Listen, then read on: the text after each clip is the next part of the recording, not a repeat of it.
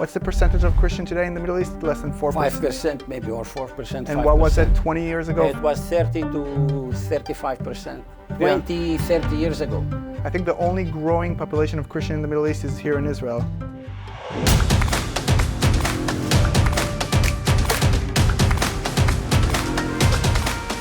This is a Visegrad 24 series about the Israel-Hamas war. Shadi, thank you so much for coming today. It's a pleasure always to be with you and explain more about our community, about our Christian native Aramaic community in the land of Israel, in the Galilee where we at. I come from a very small village in upper Galilee Mountains, in the heart of the Galilee Mountains, very close to the Lebanese border. It's called Gush Khalav. It's about 2.2 miles from Lebanese-Israeli borders. This is a Christian Maronite community that still preserve Aramaic language, and we are all Israeli citizens, gladly, I can say, and proudly. I would also emphasize that because our community on the other side, in the Lebanese side, that we have also some Christian native Aramaic Maronite community are under the hands and pressure and oppression of Hezbollah, Shia terrorists now. And while we enjoying the freedom here in Israel, they are actually under oppression and as used as human shields actually. In Hezbollah, Iranian Islamic regime fight against the Jewish state of Israel. So I here today also I am a project manager for the recruitment of Christians to IDF. I am a major. I served in paratroopers in the past, and I founded a program, very unique program in our Aramaic Christian Association, and which is a Christian Jewish pre-military educational and leadership program. It is in the Sea of the Galilee, 7-month program of studying, learning together, living together, training together, and after 7 months of educating those native Christians the Hebrew language and strengthening them about in their own also faith and on Israeli society and culture, they go to serve in the IDF in very elite units, become leaders in their society, and lead them toward coexistence together with the Jewish people in Israel. This is a very beautiful program that builds better future for Israel from both communities, Jews and Christian natives in the same time. That's the 7th draft today. And I'm proud of this program because I saw so many youth that if we didn't actually educate them and they were not in this program, they would be lost. So I'm speaking on my Christian minority side. They would be lost. They wouldn't know what to do in their future. And we saved actually those Christian youth from actually being lost on not knowing what to do and how to manage to be well integrated in Israeli society. So beside that, we are doing a revival of Aramaic program, and I am as an ALMA as well center manager of strategic partnership at ALMA Research and Education Center. We focus today in that center of about Hezbollah, about the providing knowledge of security challenges of Israel in northern fronts. It starts from Hezbollah in Lebanon to the Shia axis in Iraq, in Syria, and all the way to Iran. And what is Iran actually is trying to build around Israel by what we call a ring of fire, or uniting all fronts around Israel, include Hamas in Gaza, include jihad, Islamic Palestinian jihad, Islamic Jihad in Gaza and in Judea and Samaria, and include inciting the Arabs inside Israel against their Jewish brothers that they share with them the same Israeli citizens inside the state of Israel. So we focus on all those issues, specifically on the northern front. Tell us a little bit more about Hezbollah for our audience, to explain what this organization, what do they want from Israel, what do they want from Lebanon, and how are they really connected to Iran? Yes. So Hezbollah, first of all, we should know it is a terror organization, or it become now an army of terror. How big is it? It is about between 50,000 to 80,000 troops they have. Among them, they have elite unit. They call it Radwan, elite force, which is about 9,000 to 10,000 fighters. Very well trained, very well sophisticated. They had very well experience in 10 years of civil war in Syria, together fighting with Assad regime and the president of Syria, Bashar Assad, who butchered his own people, who butchered Palestinian Sunni too as well, and destroyed Yarmouk refugee camp, which is in Damascus for the Palestinian people, who they claim now they want to support. So they fought there with Wagner force, they fought there with Iranian militias and the proxies of Shia axis in Syria. So they are very well trained physically and experienced in a war. And that's the danger of this unique force that is well trained to infiltrate the borders of Israel, fight IDF in the borders, and infiltrate to the Galilee, and as they call it, the plan to occupy the Galilee. The Galilee up until the Sea of Galilee? All the way down to the Sea of the Galilee, to Akko, to Haifa. God forbid if they, I would say this sentence, if they decided back then in October 7 to join Hamas at the same momentum and take the momentum, or those minutes of attack to be very adjacent to what Hamas did in the south, we would be in different scenario. They would reach Haifa, I believe. Do you think reach all the way to Haifa? Just to give it a perspective, it's 1 hour north from here? It is 1 hour north from here. It would reach Haifa, which is another hour to Tel Aviv drive.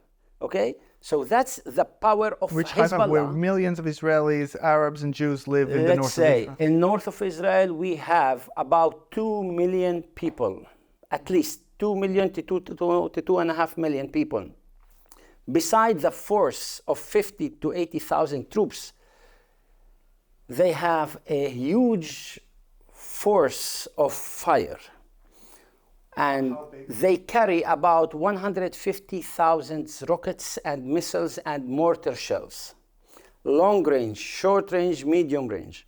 Beside that, they have also precision guided missiles, very accurate missiles that they can reach at the long range ones, 300 kilometers. They cover whole Israel. Besides that, they have drones and UAVs in thousands. They have as well Yahunt missiles and anti-ship missiles that can attack ships like they did in 2006 with attacking the military ship in the Mediterranean and injuring and killing 5 soldiers at that incident.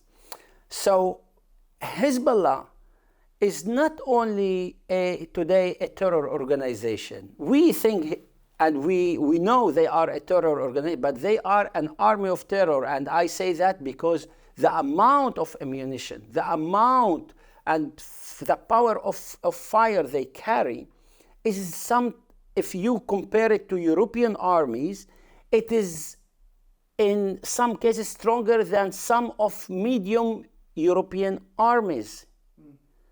And that's a very dangerous group supported by Iran, all aimed to annihilate the Jewish people. They declare they want to annihilate the Jewish people and Israel. And by saying that, it's not that they would do it only for the Jews.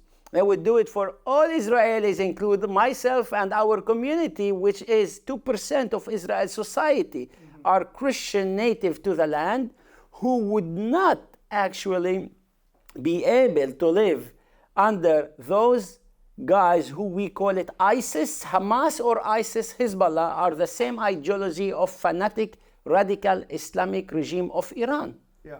Now, you think about terror group, but do you think the Lebanese people think about them this way? Or not the Lebanese, the Shia people in Lebanon? Because Christians don't feel toward Hezbollah the same thing. The Druze as well in Lebanon don't think about them the same thing. The Shia think that Hezbollah are freedom fighters, right? Mm-hmm. So now think about it. There's another role for Hezbollah in Lebanon. It's a social movement. A social movement means they supply hats, they supply foods, they supply clothing, they supply shelter, they supply for them money to build their homes in order to build under these homes storehouses for weapons to hide weapons. They also have tunnels under these homes connected to different towns, from this town to different Shia town inside the Lebanese territory. And this way they can hide themselves all the way from deep side of Lebanon territories toward the Israeli borders without being noticed by Israeli army, because it's under the ground the same way that Hamas did. Yeah. So all this together, we are talking about very dangerous group. And besides that, by being a social movement, they are able to make people be dependent on them. And the teenager that grows in this territory of South Lebanon under Shia control of Hezbollah, they are dependent, they want to be recruited, they are proud of Hezbollah, and this way, anyone who grows there wants to be Hezbollah. So Hezbollah is not like what we call Radwan Force and implementing 1701 means, we finished the Hezbollah and that's it, we win the war. No. 1701 resolution is only a joke. We had it until October 7th, and Hezbollah was able to come to the border, build tunnels, infiltrate our borders, build posts and towers on the border, collect intelligence. They built homes in the border after 2006 war that actually serve them as intelligence bases under a civilian cover. So we know Hezbollah is there, even if we have 1701. Yeah. They have civilian cover and they live inside the towns. And whenever they got orders, they will attack our civilian communities in the borders. So according to the UN, they can go south of the Litani River? Yes. Yeah, and right now... North of Litani River. They're allowed to be north? No, they must be north of Litani River. They must be north. But then you have the UN and the Lebanese army that's supposed to guard that they're not going to be there, but they're actually there all the time. Like that, they're everywhere there. Yes. Right? Okay. So beside this, Uriel, Hezbollah also is a political movement. You should know that. And this is a very problematic thing, because being a terrorist in one hand and then being a political party in other side, they infiltrated the Lebanese system. They control the Lebanese system by the power of weapon, because nobody would be able to speak out against them. They are terrorizing the citizens of Lebanon, terrorizing the politicians of other parties, and whatever they want, in anything they want, security issues, social issues, fund issues, everything is recruited to the Hezbollah terror organization inside Lebanon. So let me ask you something. So Israelis are not the first one to suffer by Hamas. It's basically the people in Gaza themselves that really suffer. So you're saying that the same thing is happening with Lebanon. The Hezbollah is slowly taking over the country. So let me ask you, do you think that Hezbollah is, I'm sure that they want to kill Jews, they want to conquer the north of Israel, maybe destroy Israel completely, but do they also do it to take over Lebanon? Because Lebanon used to be a Christian country. Lebanon was founded to be a Christian homeland, or a Christian state, as a homeland for persecuted Christians in 1920. It was founded by the request of the native Maronite Aramaic Christians in the mountains of Lebanon, led by the patriarch, the archbishop of the Maronite church, that his name was Elias Lehmayik. Then what happened? During 50 years of Lebanon existence, or from 1920 to 1975, the Maronite politicians were able to manage this country and make it Switzerland of the Middle East. But the Lebanese Muslim of Sunni and Shiite never accepted this terminology or this term of being Lebanese, and they always look to be loyal to either the Sunni world led by Saudi Arabia or to the Iranians led by the Shia Islamic revolution state or regime of Iran. And this way, when you have people from inside, citizens of the state, never feel loyal to what is called Lebanese sovereignty, then they clashes with the Christians, and those Muslim radical groups sided with Palestinians who made atrocities against the Christian Lebanese, who massacred them, butchered them, the same like October 7th in the south. It was done for the Lebanese Christians until the Lebanese Christians actually retaliated by forming a militias and phalange forces who start attacking back and defending themselves from those Palestinians and other parts. And guess what? Who was accused of being the oppressor and the aggressor? The Christians, just like the Jews now. Exactly like the Jews now. The history repeating itself as it was for the Christian native national ethnic group in Lebanon. Now it's happening for the Jews. If you want to know what might, God forbid, happen for Jews here, learn the case of Lebanese Christian resistance in Lebanon against the same forces. And we need to learn it not for just knowing history, for learning not to fall in the same mistakes. Yeah. What do you think would happen on October 7th if you said that they would have conquered until Haifa, maybe even, probably massacre everyone and doing the same thing that the Hamas did on October 7th? What do you think stopped them? Was it Biden? Was it... I think they miscalculated our strength that day. If they knew we were not ready and weak, I'm not saying weak, we are not weak, we are strong. But that day we were not prepared. But that day we were not ready, because in war it's a matter of surprise. If you surprise your enemy, you have the lead in this battle, at the beginning at least. Like Yom Kippur War. At the beginning they surprised us in 1973. And it took few days until we arranged ourselves and managed to defend ourselves back together with the help of United States and Western countries. And the same thing here. Hamas surprised us in the south. Hezbollah did not believe. It's not that he didn't know. They knew there is a plan to attack. Maybe they didn't know in detail the right moment, but they knew it's gonna happen. And they could start also because their forces were ready. And we in Alma Center, we were saying, Hezbollah is ready for war. You said it in the past few months. We said it in the past before October 7th, that Hezbollah is ready and preparing for a war. A week before the October 7th, Hezbollah terrorists were opening roads toward the borders with Israel in a Christian, like nearby a Christian Maronite town called Dermesh. The people of Dermesh were complaining that Hezbollah are cutting the trees and storing the trees for wood for winter. But this was not cutting the trees for winter. It was cutting the trees to open the roads, preparing to open the roads for the border. So we discovered that just after that. Who did you say to when you found out that? So when we found out this fact, we knew that they knew about the plan and they were getting ready to it. Okay. That's the like a proof that nobody can actually deny about knowing about the plan, and all this plan was prepared by Hezbollah and by Hassan Nasrallah and Hamas leaders Al-Aruri that was assassinated by Israel.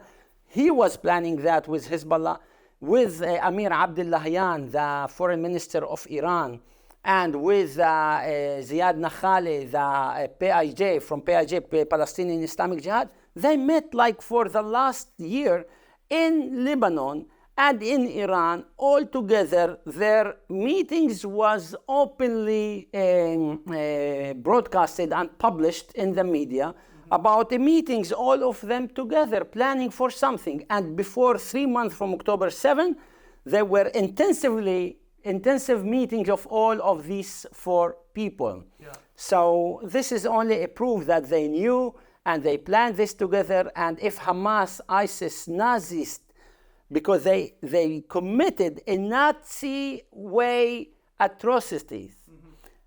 And if you support these atrocities, you are not different than them. And Hezbollah supporting them. And now in October 8th, he started firing rockets and attacking our communities and the civilians and also IDF forces in the borders. They are supporting Hamas, so they are not different than Hamas in their ideology and in their thinking and willingness to annihilate the Jewish people. So here we are facing same enemy, and it's only a matter of time until we actually act against Hezbollah too, because we cannot allow another October 7 to happen in the north. And probably much worse than October 7. And 10 times at least greater. And what about the rockets? Like, many people say that the rockets we get the rockets from the south, from Gaza. It usually doesn't kill people because of the Iron Dome. The rockets from the north, they will make buildings fall. Like Tel Aviv will look like, I don't know, Berlin in World War II. It's a different scenario in the north.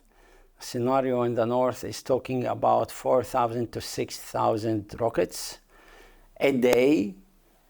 Rockets, missiles, drones, UAVs, attacking UAVs, accurate missiles, precision-guided missiles, all together at once and in parallel together with incursion that they will try to do in the same time. So the northern scenario is totally different and we are prepared to it. Let me tell you something. Iron Dome can take down 90% of rockets. Can or cannot? Can. Okay. We know the statistics. 90 to 95%. Also when they fire 4,000 times a day? Well, let's hope. At the beginning, yes. Yeah. So 90%, we're talking about 10% will be able to penetrate the Iron Dome. And if we talk about the minimum is 4,000, you have a 400 missiles being not intercepted. Big missiles. Big missiles into Haifa, into northern communities, in Tel Aviv, in Jerusalem, in Gush Dan, on all this center of Israel is actually under the threat of this massive rocket attack by Hezbollah. Didn't Nasrallah say that he has an atomic bomb or something like that? That's exactly what he means. He said, I have an atomic bomb. And when he, in an interview, and when he was asked, what do you mean you have an atomic bomb? He said, I need only 2 rockets or 2 missiles, accurate missiles, to penetrate the Iron Dome. And I'm telling you about 400 that can do maybe that by firing 4,000 to 6,000 missiles a day. And 2 of those missiles that hit the right place that I want, a strategic facility inside northern Israel or in the Gulf of Haifa, where a main industrial and port zone, and I have an atomic bomb. What he means? He means by hitting ammonia fields or other chemical fields in the north that is industrial for industrial usage, and he has this effect that he wants. So Haifa will be destroyed, or parts of Haifa will be destroyed? Haifa, or the Krayot, which is the Gulf of Haifa, all this region is under a threat. What we would do, my friend, in this case, if you know this is the case now of Hezbollah, this is the threat, it's a monster sitting in your border. It can happen any day, but would you, either you would actually give this enemy another a break and time to prepare himself with more sophisticated weapon, because the declaration of annihilating the Jews and the Jewish state and all Israel civilians is the same threat. It won't change. This ideology, it won't change. You can maybe reach agreement, and it's called agreement in Islamic world, as they are radical Islamic group that try to replicate what was in the beginning of Islam and in Islam, which was a Hudaybiyah agreement. Hudaybiyah agreement, it's an agreement that was done by Muhammad, the prophet, Islamic prophet, with the people of Medina. He was from Mecca. And he made an agreement with Al Medina people after a war, and the agreement states 10 years of peace between them and not attacking each others. What Muhammad did back then, he got prepared himself, and when he found himself strong enough, after 2 years, he breached the agreement and attacked Al Medina with that they know we have 10 years peace and we shall not worry about anything. He surprised them, attacked them, and annihilated them, and he controlled the whole peninsula. Hezbollah and Hamas and Islamic Jihad and all Islamic Brotherhood movements in all the world should not be allowed to have any submission with them or submitting with them any agreements, because that's agreement will allow them to prepare themselves for the moment that they think it is appropriate for them to attack and surprise you and annihilate you. And that's what we should prevent here in this case. 1701 will allow them the same thing of Hudaybiyah agreement, of more time to prepare. And what we should actually ask, and the American and the French, is to push Lebanese government to implement UN Resolution 1559, which is talking about dismantling Hezbollah from its arms. That's the only thing that can allow Lebanese people have peace, because they want peace too. They don't want their country to be destroyed. And I feel bad for them. I feel sorry for the Lebanese people, who most of them want peace. They don't want their country to be destroyed and be taken into war by a terrorist group that called Hezbollah, deciding for them a war and peace, and making them actually suffer at the end from destruction of their country, because our retaliation would be very powerful in case they attack us. Okay, so we spoke about Israel. We understand that Hezbollah wants to destroy Israel. They also want to take over Lebanon, at least also the Christian part. What do they want from Europe, from the US, from the rest of the world? Or what do them and their friends want from the West? The terrorists, what they want? It's Iran. These all Hezbollah, Hamas, Shia groups in Iraq, the proxies, are all proxies of Iran. And what Iran actually doing here is playing with these proxies in order to find a strategic space for it in this region. And their strategic location in this region, actually, the strategic that they existed as a state, and you need to speak with us. We are the ones who are controlling this region. We are the ones who are in charge for this region, and any agreement that you need to reach in Lebanon, in Syria, in Yemen with the Houthis, with Hamas, if you remember, they tried to do with Hamas that, we will help you release the refugees if you bring the refugees to Iran, and we will take care of them. Not the refugees, the hostages.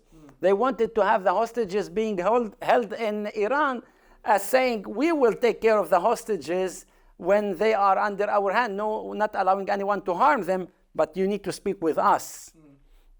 So Iran is trying to find and make itself as part of the future in this region, and have a strategic place for it in this region. So powers, as part of the powers, everyone would speak with it and will actually for guaranteeing their regime survival at the end. Because they know the Islamic radical regime of Iran, nobody accepted in the West. It's different values from Western values. So no one in the West can accept it.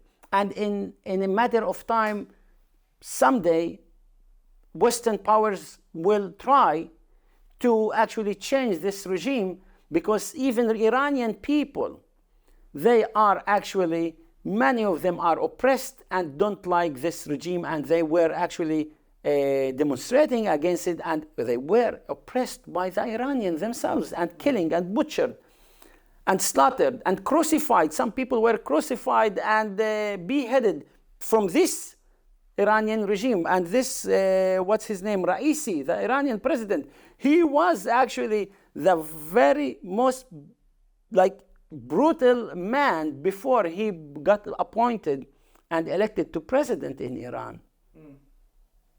He was very brutal person who massacred and gave orders to kill those civilians who demonstrated against them. Yeah. So that's what those terrorists want. Those terrorists are only puppets on the hands of Iran. They don't decide anything. Hezbollah and Iran are one. So do you think that one day they'll also fight the West?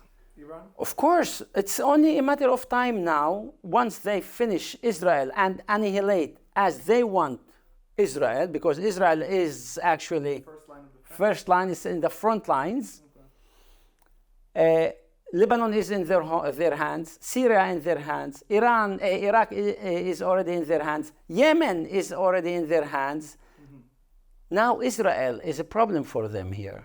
It has different values. It's a democratic values. It's a Western values. It has a humanitarian values. It has a democracy, thriving democracy. So people in Israel even don't share the same values like this surrounding Islamic Shia regimes that Iran created. Yeah. So they want to, first of all, get rid of Israel, annihilate the state of Israel, and the next step would be continuing to North Africa and to Europe. Yeah, I think it's interesting because Jews and Christians lived in the Middle East for thousands of years, since the beginning of Judaism and then Christianity. And then 60, 70, 75 years ago, when Israel was established, basically they kicked out all the Jews from all of the Middle East. And now we see the same thing happening to the Christians. Like, what's the percentage of Christian today in the Middle East? Less than 4%. 5% maybe, or 4%, 5%. And what was it 20 years ago? It was 30 to 35%, 20, 30 years ago. I think the only growing population of Christian in the Middle East is here in Israel. Thank God we have a beautiful country, Israel, and we need to keep this country safe and thriving and secure for all our citizens, include the Christian community that here actually enjoying a freedom of worship, freedom of religion, freedom of speech, freedom of movement. Just give you an example. A young lady from our community, if she would be living in Syria or in Bethlehem or in Hebron or in Gaza, they will not be allowed to walk in the streets according to its own culture and values and liberal way, openly in front of the radical Muslim groups that control those areas, because she would be harassed, she would be raped, she would be attacked, her family would be attacked. And here in Israel, she can walk everywhere and go anywhere, go to university, dressing as she liked, acting as she liked. This is the freedom for women and for a Christian minority as well, feeling protected in this country. Mm-hmm. Now, if you feel all this country allowing you this security and this secure conditions, why I should think of siding with other people who want to annihilate this country? Mm-hmm. My duty is to protect it. My duty is to act and defend Israel. And that's why I am in reserve.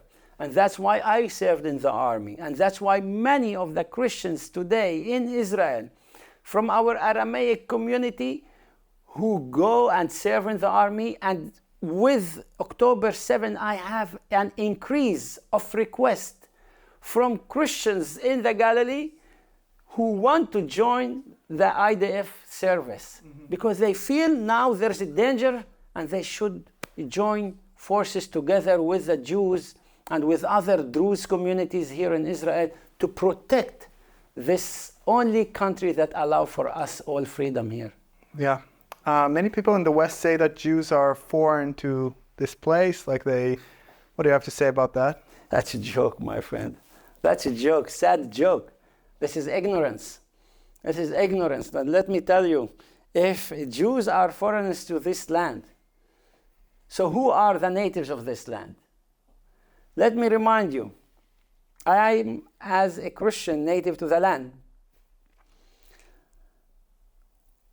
I am descendants of the early followers of Jesus, disciples in this land.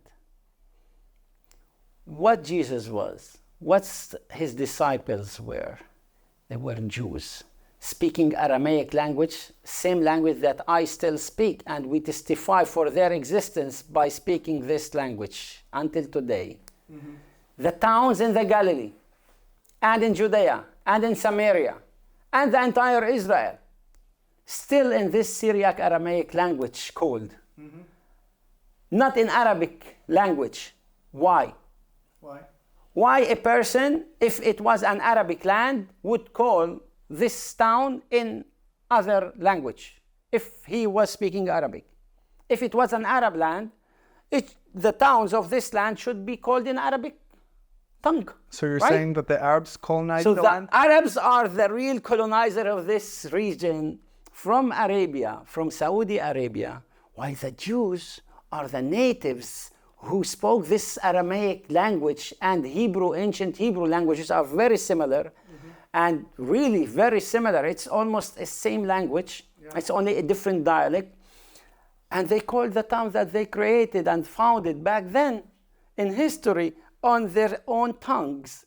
And the Arabs conquered those towns and made people on those towns either to submit to Islam or stay dhimmis as paying tax protection, not being attacked by Arab forces in the region. So the Christians and the Jews had to pay tax when they lived under protection, Muslim occupation. Or to migrate and leave this area to Europe or to other places. And that's what happened, because many Jews, they prefer to stay Jews and leave this area to live in Europe, even under persecution in Europe that they suffered from a Christian world back then. Let's put it in very open way. And when they were allowed to come back to their own homeland in 1990s or the late 1800 or 1900, they returned back and to their own homeland, to the same cities. Some people didn't accept them. The United Nations gave what we call it, a division plan that was accepted by Jews, and the Arabs didn't accept it. It was two-state solution. Yeah. One for Arab, one for Jews. The Jews accepted that, the Arabs didn't. And the War of Independence started, and the Jews won that war. And if the Jews wouldn't win that war, they wouldn't exist here, even one of them. Yeah. How many times? While 20% Arabs still living here, even by losing the war. And they live here in very peaceful way and in a very respectful way. The country allows them to preserve their language, to preserve their culture, to learn their Islamic studies. In the Ministry of Education, they have a unique curriculum for them. This is all funded by Israeli institution and government. Yeah. And with all that, my friend, they still accuse Israel as being the country who is apartheid. What apartheid? I am a Christian officer. I am a Christian officer in the army that led Jews in my 20s. When I was 20 years old, I have 40 Jewish soldiers. I was the one who giving them orders. Yeah. Not the Jew gave me orders. I gave him orders, and if he needs to jump from aeroplane, I will throw him from the aeroplane.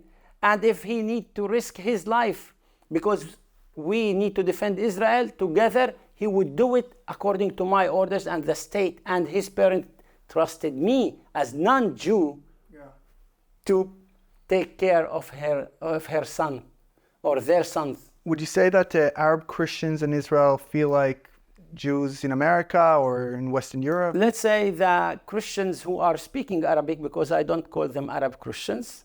This is just a terminology of historical deception or deceiving people, because these people originally ethnically were not Arabs.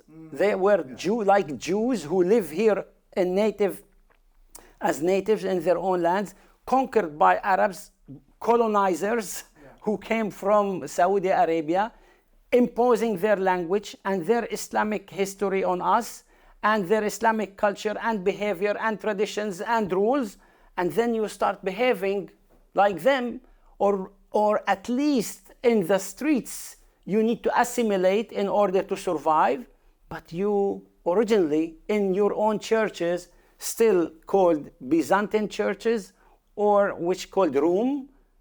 It is Greek Orthodox churches, Greek Catholic churches, or Syriac Aramaic Maronite, or Syriac Aramaic Catholic. There is no church in this Middle East called Arabic Church until today. Got it. Yeah. So we as Christians who speak Arabic, I can tell you, if Israel don't exist, we won't exist. The same thing like the Christians of Iraq, same things like the Christians in Syria, same things like the Christians of Lebanon, who are very well oppressed today by Hezbollah, and in a threat of Hezbollah, with not even being able to speak their own minds. What's the percentage of Christians in Lebanon these days? That's a sad story of Christianity in Middle East. Lebanon was once the homeland of Christians. It was majority of Christians. 90% of Lebanon were Christians.